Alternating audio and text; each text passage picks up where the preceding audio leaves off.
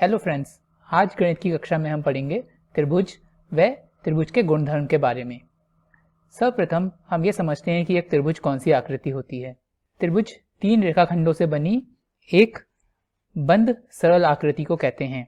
अर्थात जब तीन रेखाएं आपस में मिलकर एक बंद आकृति बनाती हैं तो वह एक त्रिभुज का आकार लेती हैं। जैसे कि यहाँ पे हम चित्र में देख सकते हैं कि ये एक त्रिभुज है। आइए अब हम त्रिभुज के भागों के विषय में समझते हैं कि एक त्रिभुज में कौन कौन से भाग होते हैं। एक त्रिभुज के तीन मुख्य भाग होते हैं, उसकी भुजा, उसके शीर्ष व उसके कोण। एक त्रिभुज में तीन भुजाएं, तीन शीर्ष व तीन कोण होते हैं। हम जानते हैं कि एक त्रिभुज का निर्माण तीन रेखाखंडों के मिलने से होता है। वह तीन रेखाखंड उसके तीन भुजाएं कहलाती हैं। जैसे कि इस दिए गए चित्र में ABC त्रिभुज की तीन भुजाएं हैं, AB, AC व BC। ये तीन उसकी तीन भुजाएं कहलाती हैं। अर्थात मैं कह सकता हूं कि AB, BC व CA जो तीन रेखाखंड जिनसे इस त्रिभुज का निर्माण हुआ है, वह तीन रेखाखंड इसकी तीन भुजाएं प्रदर्शित करती हैं। ये तीन रेखाखंड जिनसे मिलकर यह त्रिभुज बना है, वह आपस में तीन बिंदुओं पर मिलती हैं। जैसा कि हम देख सकते हैं इस त्रिभुज में यह तीन रेखाखंड AB, BC और CA तीन बिंदु A, B व C पर मिलती हैं। यह तीन बिंदु जिन पर कि ये तीन रेखाखंड मिलती हैं, वह तीन बिंदु इस त्रिभुज के शीर्ष कहलाते हैं। अतः मैं कह सकता हूं कि इस त्रिभुज ABC में A, B व C वह तीन बिंदु हैं जहां पर कि ये तीन रेखाखंड मिलते हैं। अतः A, B, C इस त्रिभुज के शीर्ष कहलाएंगे। साथ ही साथ हम यह भी जानते हैं कि जब दो रेखाखंड किसी बिंदु पर मिलती हैं तो वह उस बिंदु पर एक कोण बनाती हैं। अतः इस त्रिभुज ABC की तीन भुजाएं AB, BC व CA तीन बिंदुओं पर मिलती हैं जो कि उसके शीर्ष कहलाते हैं ABC, और इन तीनों शीर्षों के ऊपर यह तीन कोण बनाती हैं जिन्हें मैंने छोटे a, छोटे b व छोटे c से प्रदर्शित किया है। यह छोटा a, छोटा b व छोटा c इस त्रिभुज के तीन कोण कहलाते हैं। इस प्रकार एक त्रिभुज के मुख्यतः तीन भाग होते हैं, उसकी तीन भुजाएं, उसके तीन शीर्ष व उसके तीन कोण। आइए अब हम त्रिभुज के कुछ गुणधर्म या इसके नियमों के बारे में समझते हैं। जैसे कि हमने जाना कि एक त्रिभुज तीन रेखाखंडों से निर्मित होता है और ये तीन रेखाखंड तीन बिंदु हैं जिन्हें हम त्रिभुज के शीर्ष भी कहते हैं, उन तीन बिंदुओं पर मिलती हैं तथा उन तीन बिंदुओं पर ये तीन कोण बनाती हैं। जैसे कि इस दिए गए चित्र में हमारे पास में तीन कोण बने हैं A, B व C, जिसे मैंने इंग्लिश के छोटे अक्षरों में प्रदर्शित किया है। छोटा a, छोटा b व छोटा c हमारे इस त्रिभुज के तीन कोण हैं। इन्हें हम त्रिभुज के अंतःकोण भी कहते हैं क्योंकि ये इस त्रिभुज ABC के अंदर स्थित हैं। हमारा पहला नियम यह कहता है कि एक त्रिभुज के तीनों अंतःकोणों का योग 180 डिग्री के बराबर होता है। अर्थात मैं इस नियम को लिख सकता हूं कि हमारे त्रिभुज के तीनों अंतःकोण A, B और C का योग अर्थात A plus B plus C, इसका योग 180 डिग्री के बराबर होता है। इसे हम त्रिभुज के अंतःकोणों के योग का नियम भी कहते हैं। अब हम त्रिभुज के वर्गीकरण के विषय में पढ़ते हैं। त्रिभुज के वर्गीकरण दो प्रकार से किए जाते हैं, एक भुजाओं के आधार पर व दूसरे कोणों के आधार पर। हम पहले भुजाओं के आधार पर किए जाने वाले त्रिभुज के वर्गीकरण को पढ़ते हैं। यहाँ पर मैंने तीन त्रिभुज बनाए हैं। पहले प्रकार का त्रिभुज में तीनों भुजाएं AB, BC व CA अलग अलग लंबाई की हैं। इस प्रकार के त्रिभुज जिसमें समस्त भुजाएं अलग अलग लंबाई की हों, उन्हें हम विषमबाहु या स्केलिन ट्रायंगल कहते हैं। दूसरे प्रकार का त्रिभुज ABC में दो भुजाएं AB व AC समान लंबाई की हैं। इस प्रकार के त्रिभुज जिसमें किन्हीं दो भुजाओं की लंबाई बराबर होती है व तीसरी भुजा अलग लंबाई की होती है, उसे हम समद्विबाहु त्रिभुज या आइसोसेलेस ट्रायंगल कहते हैं। जो मैंने तीसरे प्रकार का त्रिभुज ABC बनाया है, इसमें तीनों भुजाएं AB, BC व CA, इन तीनों की लंबाई एक समान है। इस प्रकार के त्रिभुज जिसमें सारी भुजाओं की लंबाई एक समान होती है उसे हम समबाहु या इक्विलेटरल ट्रायंगल कहते हैं। अब हम आगे बढ़ते हैं और त्रिभुज के कोणों के आधार पर वर्गीकरण को समझते हैं। मैंने यहाँ पर 3 प्रकार के त्रिभुज बनाए हैं। पहला त्रिभुज न्यून कोण त्रिभुज है। इसका अर्थ है कि इस त्रिभुज के तीनों कोण न्यून कोण है, अर्थात तीनों कोणों का मान 90 डिग्री से कम है। और हम अंत्य कोणों के योग के नियम के अनुसार देख सकते हैं कि यहाँ पे तीनों कोण A, B और C, इनका योग 180 डिग्री के बराबर है। इसे हम यहाँ पे सिद्ध कर सकते हैं। कोण A plus B plus C जो कि बराबर है 40 degree plus 75 degree plus 65 degree. अगर हम इन तीनों कोणों का योग करें तो यह बराबर हो जाता है 180 डिग्री के, अर्थात यह अंत्य कोणों के योग के सिद्धांत का अनुसरण करता है। न्यून कोण त्रिभुज को हम इंग्लिश में एक्यूट एंगल भी कहते हैं। दूसरा त्रिभुज है समकोण त्रिभुज, जिसे हम इंग्लिश में राइट एंगल ट्रायंगल भी कहते हैं। इस त्रिभुज में एक कोण B 90 डिग्री के बराबर है, अर्थात समकोण त्रिभुज वह त्रिभुज होता है जिसमें कि एक कोण 90 डिग्री के बराबर होता है तथा बाकी के 2 कोण न्यून कोण होते हैं। यहाँ पे विचार करने योग्य एक और भी बात है कि किसी भी त्रिभुज में अधिकतम एक कोण ही 90 डिग्री के बराबर हो सकता है, एक से ज़्यादा नहीं। आइए हम इसे पुनः अंत कोणों के योग के नियम के अनुसार सिद्ध करने की कोशिश करते हैं। हम जानते हैं कि इस नियम के अनुसार तीनों कोण A plus B plus C, इन कोणों का कुल मान 180 डिग्री के बराबर होगा। इसी समीकरण को हम लिख सकते हैं A प्लस C बराबर 180 माइनस B। मैं B को बाएं से दाएं ओर लेके गया हूँ क्योंकि यहाँ पर B का मान 90 डिग्री के बराबर है, तो A प्लस C बराबर हुआ 180 माइनस 90, अर्थात 90 डिग्री के। एक त्रिभुज में किसी भी कोण का मान 0 से अधिक होना चाहिए, अर्थात A और C इन दोनों का मान 0 से अधिक होना चाहिए। यहाँ पर समीकरण 1 के अनुसार A प्लस C का मान 90 डिग्री के बराबर है तथा दूसरी परिस्थिति के अनुसार A और C इन दोनों का मान 0 से अधिक होना चाहिए। अगर मैं समीकरण 1 और स्थिति 2 को एक साथ जोड़ के देखूं तो इससे हमें समझ में आएगा कि केवल एक ही कोण 90 डिग्री का हो सकता है। A और C में से कोई भी कोण 90 डिग्री का नहीं हो सकता, क्योंकि अगर मैं मान लीजिए किसी एक कोण को, मान लीजिए A कोण को मैंने 90 मान लिया, तो हमारा समीकरण 1 बन जाएगा 90 प्लस C बराबर 90, और इसको अगर मैं सरल करूंगा तो आंसर आ जाएगा C बराबर 90 माइनस 90, जो कि 0 के बराबर हो जाएगा, जो कि दूसरी स्थिति को संतुष्ट नहीं करता। अर्थात किसी भी त्रिभुज में केवल एक ही कोण ऐसा हो सकता है जो कि 90 डिग्री के बराबर हो, बाकी दोनों कोण न्यून कोण होते हैं। अब हम तीसरे त्रिभुज की ओर बढ़ते हैं। इस त्रिभुज को हम बोलते हैं अधिक कोण त्रिभुज या ऑब्ट्यूज एंगल ट्रायंगल। इस त्रिभुज में एक कोण का मान अधिक कोण होता है, अर्थात एक कोण का मान 90 डिग्री से अधिक होता है और बाकी बचे हुए दोनों कोण न्यून कोण होते हैं।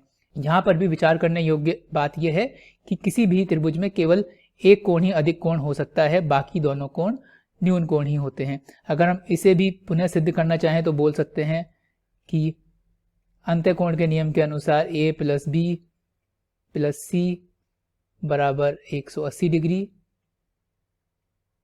अगर मैं B को बाएं से दाएं ओर ले जाऊं तो यह बन जाएगा A प्लस C बराबर 180 माइनस B, और क्योंकि B का मान 90 डिग्री से अधिक है तो उस परिस्थिति में 180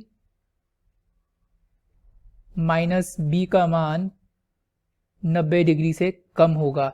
इसको चाहे तो हम सिद्ध कर सकते हैं B का कोई भी मान 90 से अधिक लेकर, जैसे कि मान लीजिए मैं B का मान लेता हूँ 100, तो 180 माइनस 100 हो जाएगा 80, जो कि 90 डिग्री से कम है। अर्थात जब b का मान 90 से अधिक है तो उस परिस्थिति में इस व्यंजक 180 माइनस बी का मान सदैव 90 से कम रहेगा। तो मेरी परिस्थिति बन जाएगी a प्लस सी का मान 90 डिग्री से कम, क्योंकि a plus c 180 minus b के बराबर है और 180 माइनस बी 90 डिग्री से कम है। इस स्थिति का मतलब है a और c दोनों के मान 90 से कम रहेंगे, अर्थात a और c इन दोनों में से कोई भी कोण 90 से ज़्यादा नहीं हो सकता, 90 से कम रहेंगे, अर्थात a और c दोनों कोण न्यून कोण रहेंगे। इस प्रकार हम त्रिभुज का कोणों के अनुसार वर्गीकरण करते हैं। आइए अब हम त्रिभुज के दूसरे नियम की ओर बढ़ते हैं। जैसा कि आप इस चित्र में देख सकते हैं, मैंने त्रिभुज ABC में भुजा BC का थोड़ा विस्तार किया है और इसे आगे CD बना दिया है। यहाँ पे भुजा BC की विस्तारित रेखा CD भुजा AC के साथ में एक कोण X बना रही है। जैसे कि हम जानते हैं त्रिभुज ABC के कोण A, B व C त्रिभुज के अंतःकोण कहलाते हैं, क्योंकि यह A, B, C तीनों कोण इस त्रिभुज के अंदर स्थित हैं।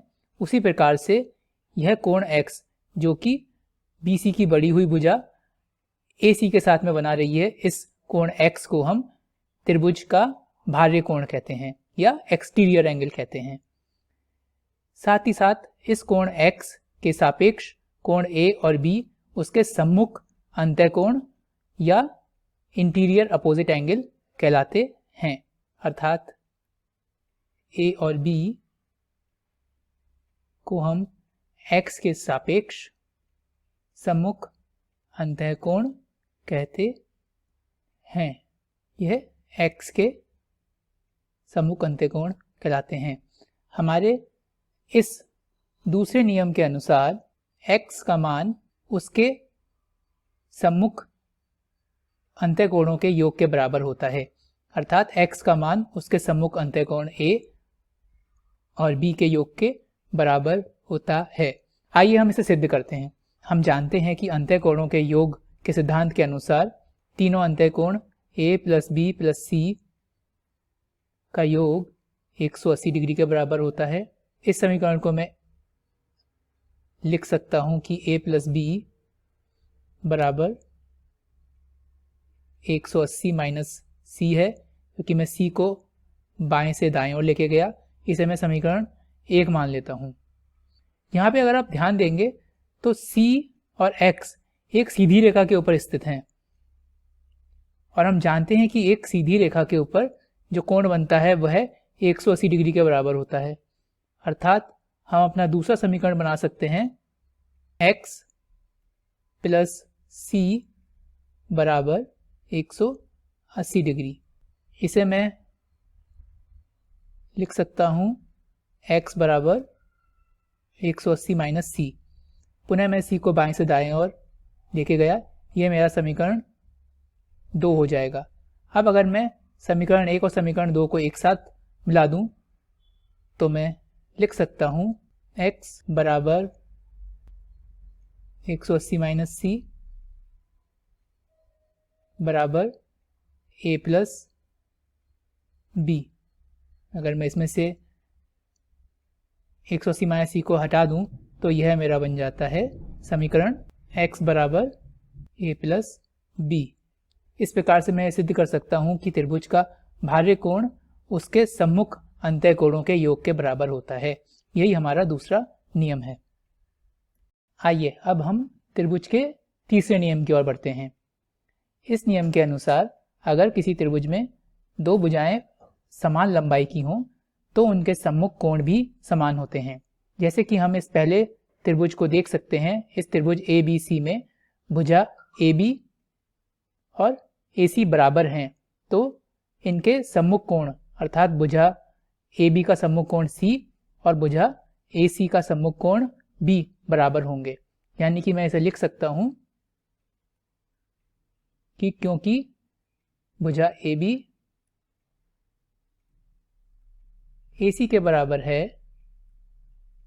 अतः इस नियम के सिद्धांत के अनुसार कोण C कोण B के बराबर होता है और हम ये बात पहले ही पढ़ चुके हैं कि जब किसी त्रिभुज में दो भुजाएं समान लंबाई की होती हैं तब हम उसे समद्विबाहु त्रिभुज या आइसोसेलेस ट्रायंगल कहते हैं।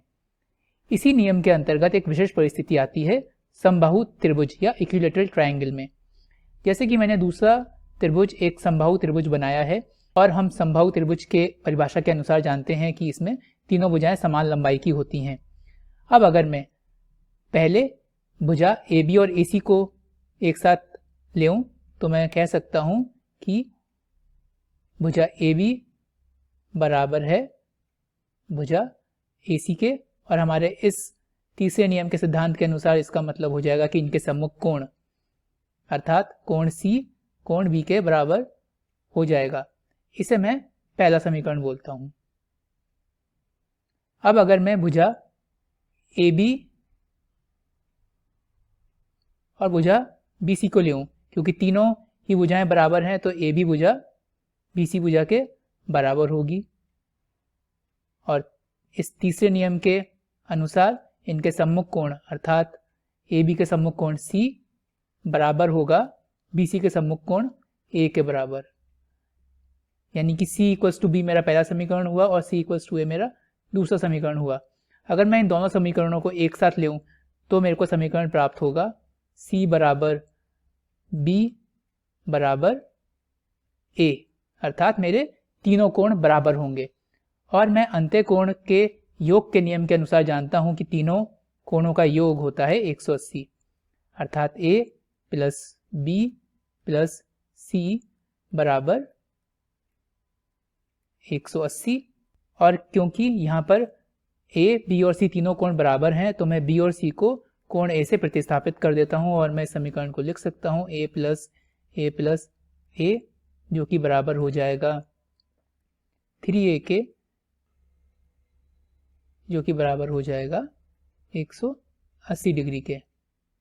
अगर मैं अब इसको और सरल करूं तो मुझे उत्तर प्राप्त होगा कि A बराबर है 180/3 अर्थात 60 डिग्री के।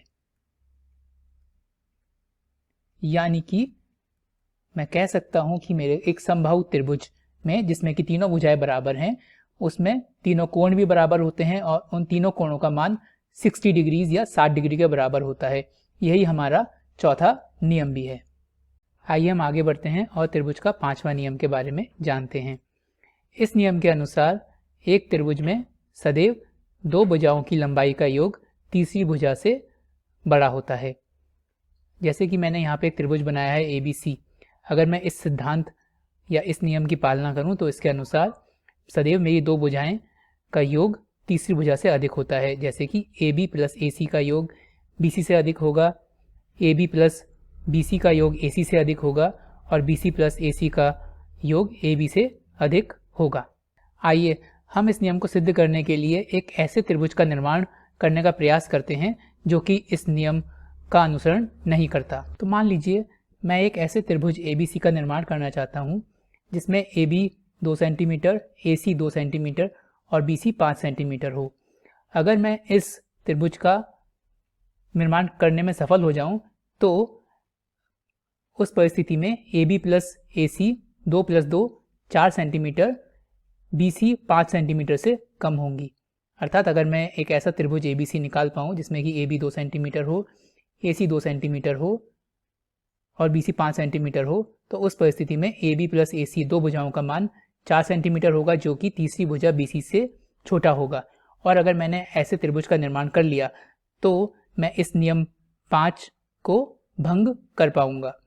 तो इस त्रिभुज का निर्माण करने के लिए मैं एक बिंदु A की खोज करता हूं जिसका कि B के साथ और C के साथ 2 सेंटीमीटर का दूरी हो। यहाँ पर आप देख सकते हैं कि मैंने BC रेखाखंड खींचा है जिसकी लंबाई 5 सेंटीमीटर है, वह D इसका मध्य बिंदु है।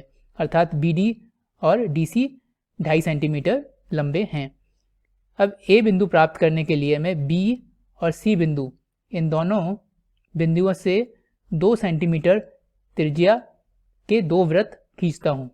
तो मैंने पहले B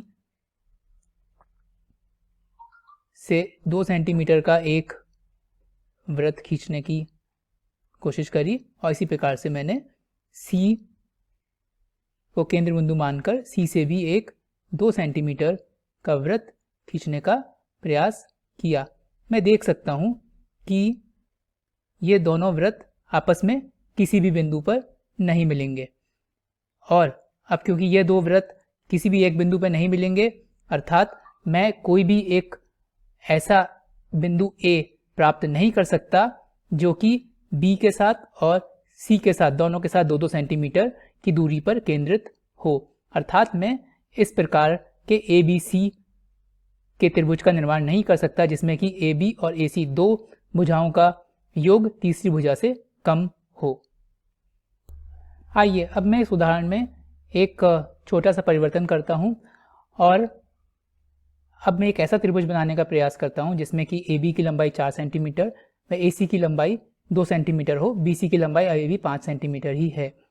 तो मैंने यहाँ पर रेखाखंड BC ड्रॉ किया है। इसका मध्य बिंदु D है, इस प्रकार से कि BD 2.5 सेंटीमीटर और DC भी 2.5 सेंटीमीटर हो जाता है। अब पहले उदाहरण की तरह ही मैं अब एक ऐसा बिंदु A प्राप्त करने की कोशिश करता हूँ जिसका कि B के साथ में 4 सेंटीमीटर की दूरी हो तथा C के साथ में 2 सेंटीमीटर की दूरी हो। पुनः पहले उदाहरण के जैसे ही B को केंद्र बिंदु मानकर व 4 सेंटीमीटर की त्रिज्या लेकर मैं एक वृत्त को खींचने का प्रयास करता हूँ।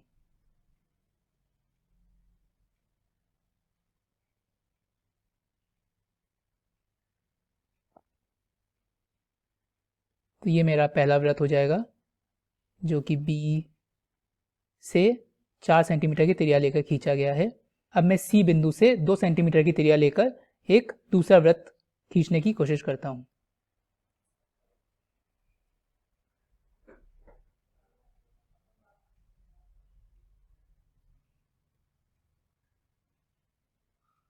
ये इस BC रेखाखंड के ऊपर 2 सेंटीमीटर की दूरी पर इस रेखा को काटेगा। जैसे कि पहले वाला वृत्त जो B को केंद्र बिंदु मानकर 4 सेंटीमीटर की त्रिज्या के साथ में खींचा गया, वो इस BC रेखाखंड को B बिंदु से 4 सेंटीमीटर की दूरी पर काटता है। वैसे ही ये दूसरा वृत्त BC रेखाखंड को C से 2 सेंटीमीटर की दूरी पर काटता है। हम यहाँ पर देख सकते हैं कि ये दोनों वृत्त दो बिंदुओं पर मिलते हैं, एक BC से ऊपर की ओर और एक BC से नीचे की ओर। ये दोनों ही बिंदु हमारी दी हुई परिस्थिति को संतुष्ट करते हैं, इसलिए मैं इन्हें नाम देता हूँ A1 और A2।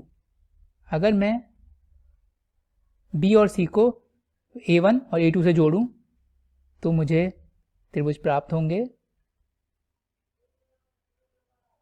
ये मेरा पहला त्रिभुज, और मैं इसी तरीके से दूसरा त्रिभुज भी बना सकता हूँ।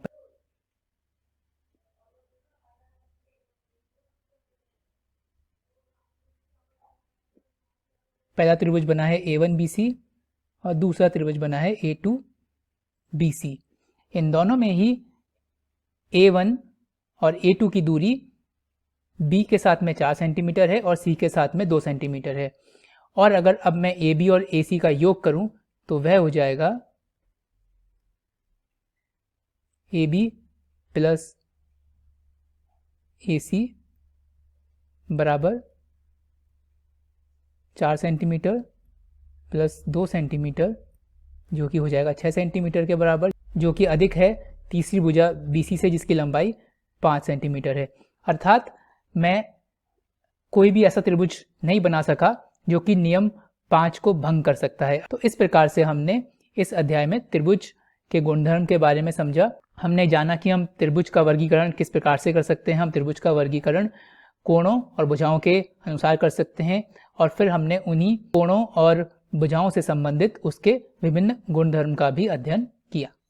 हेलो फ्रेंड्स, अगर आपको मेरे वीडियोस उपयोगी लगें तो आपसे अनुरोध है कि आप मेरे YouTube चैनल को सब्सक्राइब करें और मेरे वीडियोस को लाइक करें। इससे आपको मेरे नए आने वाली वीडियोस के नोटिफिकेशन तुरंत ही प्राप्त हो पाएंगे। साथ ही साथ आप अपने सुझावों को वीडियोस के कमेंट्स के द्वारा मुझ तक पहुँचाइए, जिससे कि मैं अपने वीडियोस में निरंतर सुधार कर सकूँ। धन्यवाद।